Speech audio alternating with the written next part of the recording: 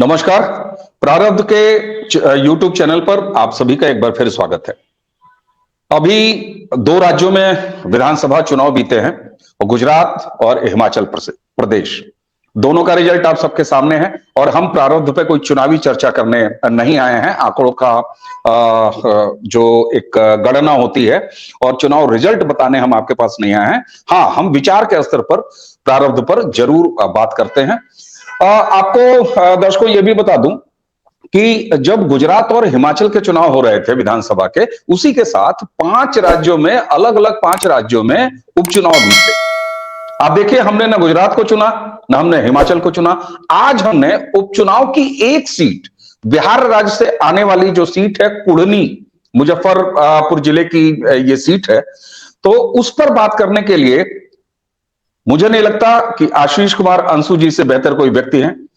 आशीष जी न सिर्फ बिहार से बिलोंग करते हैं, बल्कि बिहार को हर तरह से समझते हैं, बिहार के हर रसायन को समझते हैं। तो आइए, इससे पहले कि हम गुजरात, हिमाचल और न जाने कहां कहां बात करें, हमने चुनी है साहब एक सीट उपचुनाव वाली, वो भी बिहार की, और वो है कुढ़नी।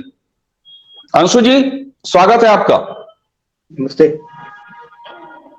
कुढ़नी एक ऐसी विधानसभा सीट है कि जो पिछले चुनाव में जब नीतीश कुमार जी भाजपा के साथ थे, यानी एनडीए गठबंधन के साथ थे, उस समय आरजेडी ने बीजेपी के उम्मीदवार को बड़े तरीके से हराया था इस सीट पे। और उपचुनाव होगा। इस उपचुनाव में, बिहार के एकमात्र हुए इस उपचुनाव में आरजेडी तो लड़ी नहीं, जेडीयू लड़ी, लेकिन वहां पर केदारनाथ गुप्ता, भारतीय जनता पार्टी के, उन्होंने 76,722 वोट लेके लगभग 4,000 के मार्जिन से, 3,600 के मार्जिन से जेडीयू के कैंडिडेट को हरा दिया। अब आप ये बताइए, जो बिहार, हालांकि दर्शकों को थोड़ा बातचीत शुरू करने से पहले एक और छोटी सी एक पॉइंट मैं सामने रख दूं। नीतीश कुमार जी जब एनडीए का साथ छोड़ गए हैं, तब से कुल 3 चुनाव हुए हैं कुढ़नी को लेके, और उनमें से 2 चुनाव नीतीश कुमार हारे हैं, जिनमें से ये ताजा ताजा कुढ़नी भी है। ये क्या संकेत है बंधुवर? अवनीश जी, कुढ़नी बहुत अच्छा आपने ये आज ये विषय चुना है। हाँ, जब इतने पूरे देश में चुनाव का माहौल है, दिल्ली, गुजरात और हिमाचल पर हर तरफ बात हो रही है, आपने कुढ़नी को चुना, इसके लिए मैं आपको धन्यवाद देता हूं। अगर कुढ़नी की बात की जाए तो कुढ़नी क्षेत्र से अगर जो लोग परिचित है वो जानते हैं, कुढ़नी यादव कुशवाहा पिछड़ा बहुल क्षेत्र है। तो एक तरह से ये माना जा सकता था कि जदयू और राष्ट्रीय जनता दल साथ में आएंगे तो वो निश्चित जीत तो तय है उनकी। उसके बावजूद, और मैं थोड़ा ये मैं जातिवादी तो नहीं हूं, लेकिन बिहार की राजनीति पे जब भी बात होती है तो वो जातिवाद कहीं ना कहीं उसका एक अहम फैक्टर बन के आ ही जाता है। इसलिए मैं क्षमा के साथ थोड़ा ये कोट अनकोट में बिहार की बदलती राजनीति को बताने के लिए थोड़ा इसका जातिवादी पक्ष भी बताना थोड़ा मुझे जरूरी लगता है, इसीलिए मैं जातिवाद पर थोड़ा सा फोकस करता हूं। बिल्कुल, आमतौर पर मैं इससे परहेज ही करता हूं, क्योंकि बात बिहार की है, इसलिए जाति का जिक्र मैंने किया है यहाँ पे। तो कुढ़नी की बात की जाए तो वो यादव कुशवाहा पिछड़ा बहुल क्षेत्र है, और वहां जीत कर आते हैं गुप्ता जी। गुप्ता जी को भी भारतीय जनता पार्टी ने चुना था अपने लिए। पिछली बार जो गठबंधन की जो जीत हुई थी, 78,000 वोट से जीत हुई थी ये। इस बार उससे 5,000 वोट कम आए हैं। इसका मतलब ये हुआ कि जदयू का अपना जो कैडर है वो भी जदयू से दूर हुआ है। बिल्कुल, और इसकी वजह क्या है? कहीं ना कहीं नीतीश कुमार बिहार के अंदर जो अपेक्षाएं हैं लोगों को नीतीश कुमार के साथ, वो अपेक्षा पूरी नहीं हो पा रही है। और नीतीश को उन्होंने, लोगों ने क्यों चुना था? लोगों ने बिहार में नीतीश कुमार को चुना था राष्ट्रीय जनता दल के जंगल राज के विरोध में, एक विपक्ष के तौर पे उनको सत्ता सौंपी थी। आज वो जाकर उसी जंगल राज के साथ जाकर शामिल हो गए। और बिहार की हालत क्या है इस वक्त? अगर थोड़ा सा हम पिछले दिनों जो घटनाएं घटी है उस पर थोड़ा सा गौर करें तो अभी भागलपुर के पीरपैंती में, हाँ, एक यादव परिवार की बहू है, उसको शकील मियां नाम के आदमी ने ना सिर्फ उनकी हत्या की, उनके हाथ काट दिए, उनके स्तन काट दिए। और दुर्भाग्यपूर्ण बात जानते हैं क्या हुआ? राष्ट्रीय जनता दल, जो खुद को यादवों का रहनुमा कहता है बिहार के अंदर, उसका एक प्रतिनिधि नहीं गया उस यादव बेटी के घर पर मिलने के लिए। यहां आशीष जी, एक बात और साथ में जोड़ दूं कि इस घटना को कहीं भी वैसा मंच नहीं मिला स्थापित मीडिया में, राष्ट्रीय स्तर पर भी। ये भी एक अजीब सी बात है, खामोशी।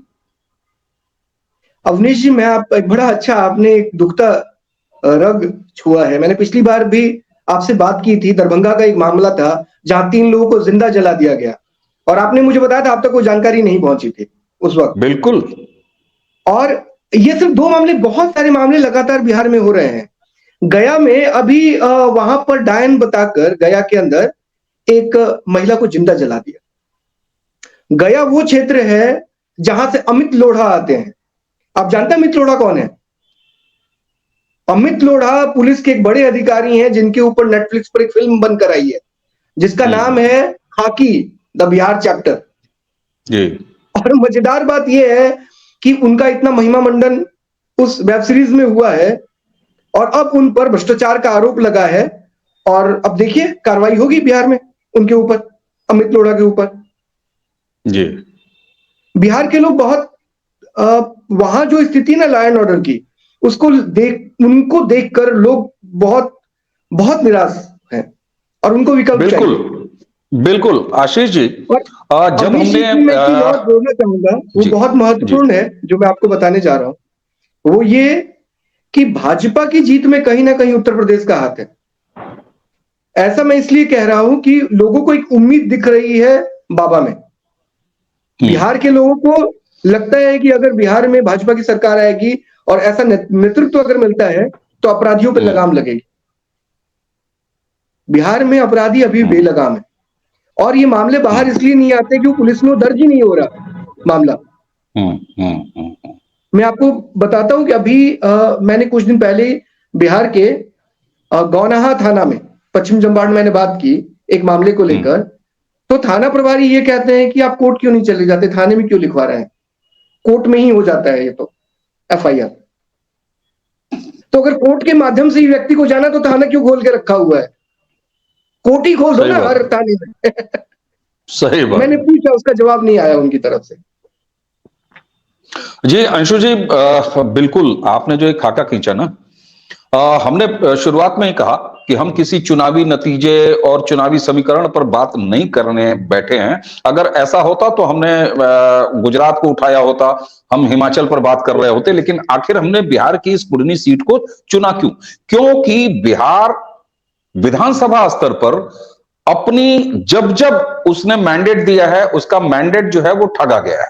नीतीश कुमार को लगातार उसने मैंडेट दिया है, वो कभी एनडीए के साथ मैंडेट लेते हैं तो आरजेडी के साथ चले जाते हैं, आरजेडी के साथ मिलकर मैंडेट लेते हैं तो एनडीए के पास चले आते हैं।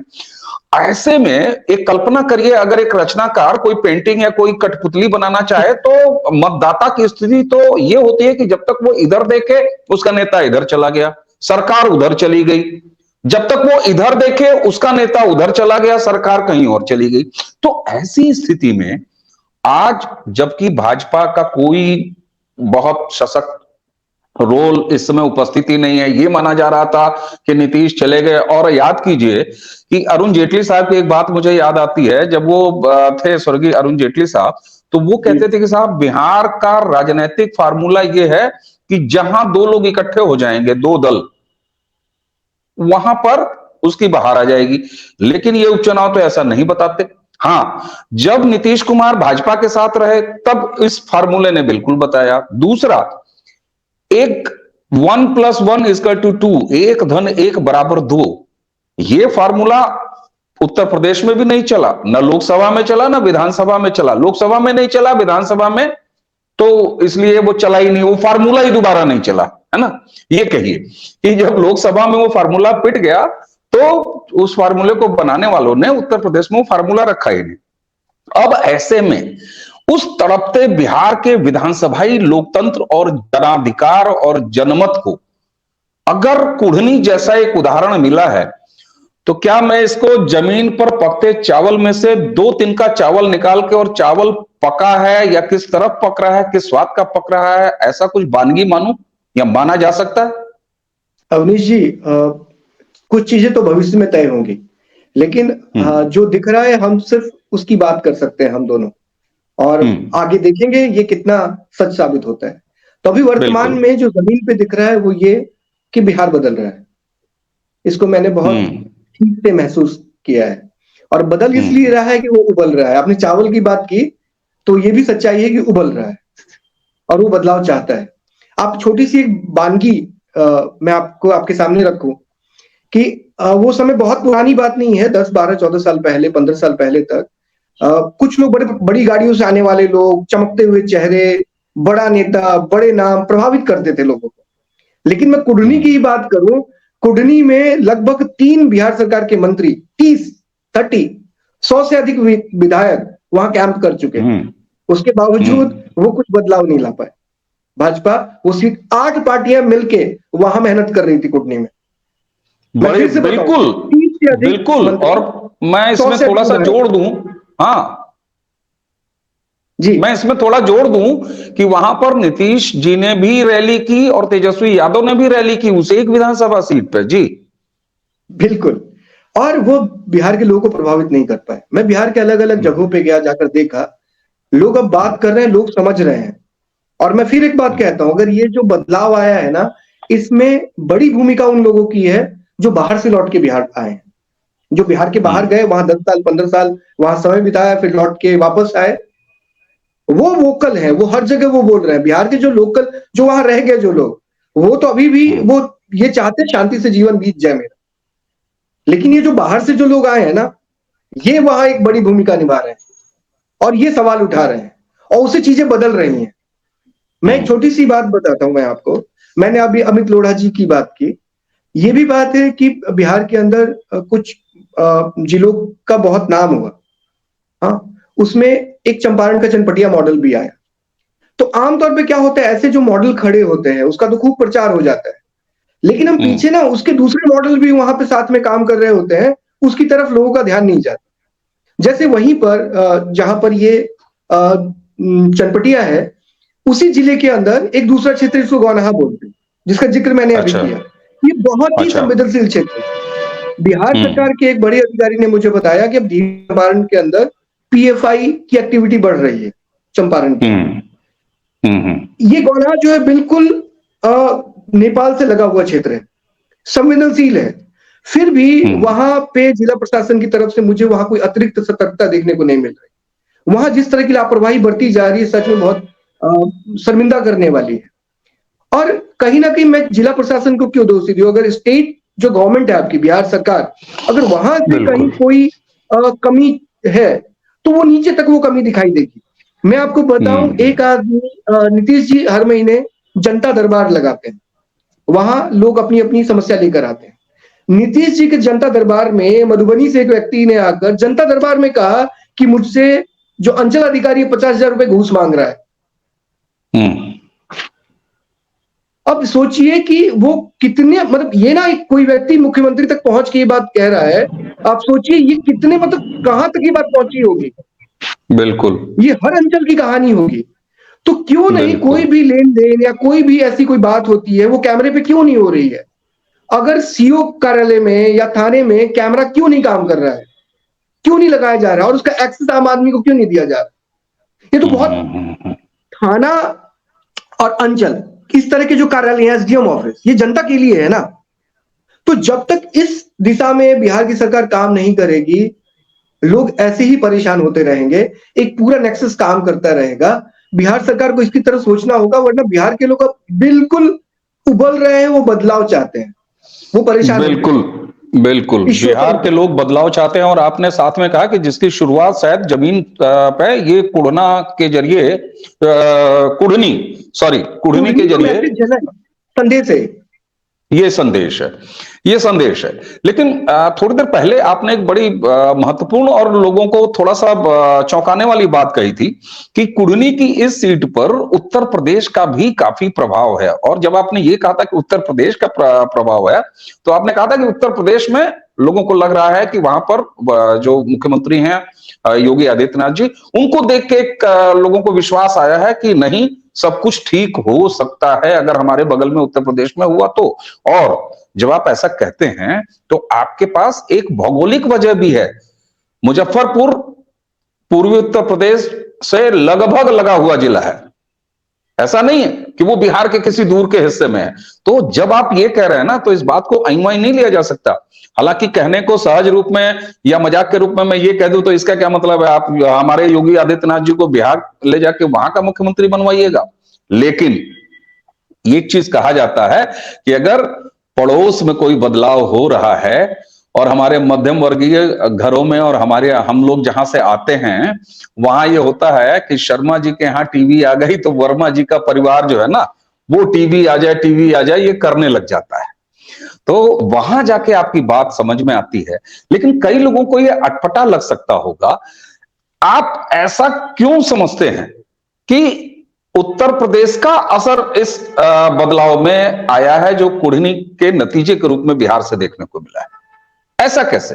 थोड़ा सा उसको और विस्तार दीजिए ना। आमतौर पे मैं बिहार में जो बातचीत हुई उसके आधार पर मैंने बात की। स्पेसिफिक कुढ़नी को लेके मैं दावे से तो नहीं कह सकता, लेकिन बिहार में बहुत सारे लोगों से बातचीत हुई। आमतौर पे कुढ़नी को हम संकेत ही ले रहे हैं, कुढ़नी को हम संकेत ही ले रहे हैं। जी जी, मैं बात पूरी करता हूँ। आमतौर पे जब भी कोई जैसे महाराष्ट्र में एक समय में वो भैया लोगों को की पिटाई का मामला हो या नॉर्थ ईस्ट का मामला हो, तो आमतौर पे यूपी बिहार बोल देते थे लोग। वो वहां कहीं का व्यक्ति हो, बदनामी यूपी बिहार के साथ होती थी। हाँ, वेस्टर्न यूपी के लोग खुद को उस वाले यूपी से अलग करके मानते हैं।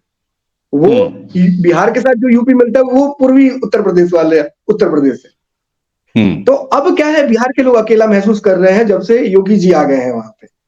अब यूपी के बारे में यूपी बिहार नहीं कहा जाता, अब सिर्फ बिहार ही कहा जा रहा है।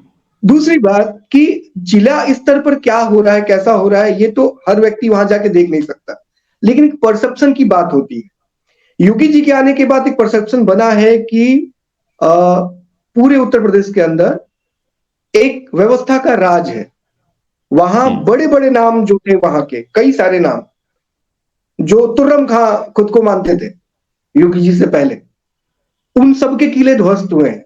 और क्या, जो भी बड़े बड़े किले जब ध्वस्त होते हैं ना, तो आम आदमी खुद को इंपावर महसूस करता है। जैसे उत्तर प्रदेश में एक बार और मुझे याद है, जब मायावती का शासन जब उत्तर प्रदेश के अंदर आया था, मुझे याद है उस वक्त लोगों ने इंपावर महसूस किया था। लालू जी का जब शासन बिहार के अंदर आया था 90 में, तो लोगों ने खुद को इंपावर महसूस किया था। लेकिन हाँ, दोनों ही मामलों में 15 साल के बाद और 5 साल और 10 साल के बाद लोगों ने खुद को ठगा हुआ महसूस किया। उनको लगा कि वो जैसा सोच रहे थे वैसी सरकार नहीं है, लेकिन उन्होंने महसूस तो किया था। लालू जी के समय में, आज भी हम इस बात को कहते हैं कि जिनके पास आवाज नहीं थी उनको आवाज मिली, लेकिन फिर लालू जी ने 15 सालों में वो जुबान खींच ली। जो आवाज दी उन्होंने, वो जुबान ही खींच ली 15 सालों में, जिसको आज भी लोगों के अंदर इतनी पीड़ा है कि कुढ़नी में वो निकल के आ रहा है। वो नहीं चाहते नीतीश और लालू साथ में एक साथ आके खड़े हो जाए, और नीतीश जी को आगे इसका परिणाम और भी भुगतना है। जी, और आप जब कह रहे हैं ना, आप जब कह रहे हैं तो जी, अब यहां पर देखिए, जमीन पे उबाल है, बिहार उबल रहा है। उसने कुढ़नी जैसा एक संकेत भी दे दिया। आप जब वहां तापमान लेते हैं, बिहार से जुड़े लोगों से मिलते हैं, बात करते हैं, आप खुद बिहार जाते हैं, हमेशा मैं देखते रहता हूं आपके सोशल मीडिया एक्टिविटी पे, तो आप बिहार अक्सर पाए जाते हैं। बिहार उबल रहा है, मतदाता समझ रहा है, जनता समझ रही है, बदलाव लाने की माहौल, सारे अवयव, सारे तत्व तैयार हैं। अब ये बताइए, क्या बिहार भारतीय जनता पार्टी का संगठन और उसके नेता भी तैयार हैं? एक तो क्या विकल्प के तौर पे भाजपा है, और दूसरा क्या भाजपा तैयार है। तो विकल्प की जहां तक बात है, बिहार में 3 राजनीतिक दल साफ तौर पे दिखाई देता है। राष्ट्रीय जनता दल, जनता दल यूनाइटेड, जदयू, और तीसरा भाजपा। जब राजद और जदयू साथ में आ गए तो विकल्प तो भाजपा का ही बचता है। एक और महत्वपूर्ण बात कि ये जो मुझे समझ में आ रहा है अभी की पूरी राजनीति परिवेश को देख के, और हो सकता है कि आने वाले समय में, राजनीति तो हर दिन खुद को बदलती है, तो मैं जो बिल्कुल आपके साथ जो चर्चा कर रहा हूँ, आज का सच मैं आपके साथ चर्चा कर रहा हूँ। कल इसमें बदलाव भी बिल्कुल। आ सकता है। तो आज का सच ये है कि राजद बहुत ही तेजी के साथ तेजस्वी जी के नेतृत्व में खुद में बदलाव ला रही है। हम्म। राजद ने अपने लोगों को भी मैसेज दिया है, लेकिन वो लोग कितना सुन पाएंगे और तेजस्वी को कितना मानेंगे, ये एक अलग ही चर्चा का विषय है। जैसे हम्म। भागलपुर की जो घटना मैंने शकील मियां वाली बताई, वहां राजद का कोई प्रतिनिधि ना जाना यादव बेटी के घर हम्म। में, इसका मैसेज तो है भागलपुर में। हम्म। लोग नाराज हैं इस बात से। इस बात ठीक को है। चाहे आप अखबार से छुपा दीजिए, मीडिया से छुपा दीजिए, लोगों से तो नहीं हम्म। छुपा पाएंगे ना इस बात को। बड़ी बात। लोग तो आपस में, समाज तो बात करेगा अपने आप आपस में बिल्कुल। कि हमारे बिल्कुल। परिवार का, हमारा परिवार का सबसे बड़ा नेता आज हमारी हम्म। बेटी के साथ इतना इतना बड़ा दुर्व्यवहार हुआ, इतना बड़ा कांड हुआ, और हमारे परिवार का जो, जिस पर पूरा बिहार भरोसा करता है कि हमारे परिवार का है, यादव परिवार का है, वो हमारे घर नहीं आया। क्यों? क्योंकि हम्म। हत्यारा शकील मियां था। ये मैसेज तो गया है। हम्म। लेकिन उसके बावजूद तेजस्वी जी को मैं देख रहा था, अभी सुन रहा था। हम्म। एक बात और बहुत महत्वपूर्ण है अवनीश जी, कि अभी क्या है कि भाजपा ने अपने आप को इतना राजनीति में इतने ऊंचे मुकाम पे खुद को लाकर रखा है कि अब दूसरी पार्टियों के पास उनकी नकल करने के अलावा कोई अब विकल्प बचा नहीं।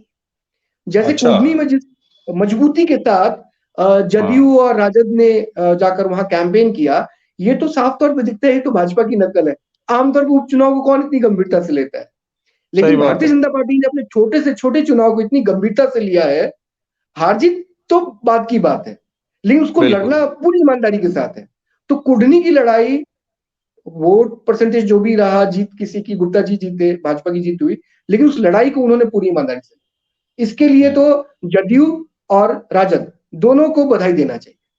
और उन्होंने ठीक है। सीखा भाजपा को, इसलिए इन दोनों पार्टियों को मिलकर भाजपा को इसके लिए धन्यवाद देना चाहिए कि ठीक है। उन्होंने कुछ सिखाया उनको कि राजनीति कैसे ठीक की है। जाती है। ठीक है। अभी मैं तेजस्वी जी को सुन रहा था, उन्होंने कहा कि भाजपा, जो उनके राजद के जो जिला अध्यक्ष हैं, हम्म। कोई भी मंत्री, विधायक या सांसद उससे बड़ा नहीं होगा जिले में। मतलब हम्म। वो अपने संगठन को एक मजबूती प्रदान करना चाहते हैं जिले के अंदर, क्योंकि अच्छी अध्यक्ष के बात पास है। क्या होता है, कोई पावर थोड़ी ना है। उन्होंने कहा हम्म। अध्यक्ष जहां खड़ा होगा, अगर हम्म। राष्ट्रीय जनता दल का मंत्री भी है तो पीछे खड़ा होगा उसके। तो अच्छा। ये सब वो भाजपा से कुछ कुछ सीख रहे हैं राजनीति करना। ठीक है, हम्म। अच्छी चीजें सीखनी चाहिए, इसमें कोई बुराई नहीं है। हम्म। अब चलिए। जहां तक बात है भाजपा की अपनी स्थिति की, जो सबसे महत्वपूर्ण सवाल था, हाँ, मैं वही लाना चाह रहा था। जी जी जी। भाजपा की अपनी स्थिति की, ये सबसे कठिन सवाल है। क्योंकि भाजपा अभी भी, भाजपा हम्म। बिहार को लेकर बहुत गंभीर दिखती नहीं है। बिहार उनकी अच्छा। चिंता में शामिल होगा ऐसा लग रहा है, लेकिन जब मैं और हम्म। आप बात कर रहे हैं तब तक ऐसा है नहीं। और सबसे दुर्भाग्यपूर्ण स्थिति है भाजपा के कार्यकर्ताओं की। हम्म। उनको कभी जदयू के साथ खड़ा होना पड़ता है, कभी जदयू के खिलाफ खड़ा होना पड़ता है। तो हम्म। वो अपनी स्थिति को ठीक से समझ नहीं पा रहे हैं। और जब उनकी ठीक है। सरकार भी जब थी भाजपा की बिहार के हम्म। अंदर, तब भी उनके कार्यकर्ताओं को कोई सुन नहीं रहा था। हम्म। तो वो बहुत ही दयनीय स्थिति में, उन्होंने सत्ता में रहते हुए, सत्ता में ना रहते हुए, उनकी स्थिति में कोई खास बदलाव नहीं आया जो भाजपा का कैडर है। तो उनकी तरफ थोड़ा ध्यान देना पड़ेगा। अगर भाजपा का जो केंद्र में या प्रदेश में जो नेतृत्व है, अगर अपने कार्यकर्ताओं पर ध्यान नहीं देगा, तो शायद पता नहीं जनता कहां जाएगी। उनके पास तो सच में वो विकल्पहीनता की स्थिति है। थोड़ा सा उनकी तरफ बिल्कुल ध्यान देने की जरूरत है। चीजें बिहार में बदलने को तैयार है। तैयार है। बिल्कुल चीजें बिहार में बदलने को तैयार हैं। और ये बात सच है कि देखिए, जब चुनावी जमीन तैयार हो, माहौल तैयार हो, तो अब जरूरत क्या होती है? जरूरत सिर्फ यही होती है कि बारात की तैयारी हो जाने के बाद घर का एक कोई अथराइज आदमी कहता है कि आइए बारातियों, बस में बैठिए, गाड़ी तैयार है, आइए बस में बैठिए, तैयार है। वरना कार्ड और न्योते तो लोगों को पहले से दे दिए जाते हैं और लोग भी पहले से तैयार होकर बन-ठन के बैठे रहते हैं। तो यहीं आके आपकी ये कही बात और मेरा वो सवाल महत्वपूर्ण हो जाता है कि क्या भारतीय जनता पार्टी बिहार में पक रहे, उबल रहे बिहार के उस नए बदलाव के निर्णय को रोकने के लिए, लेने के लिए, स्वीकारने के लिए तैयार है?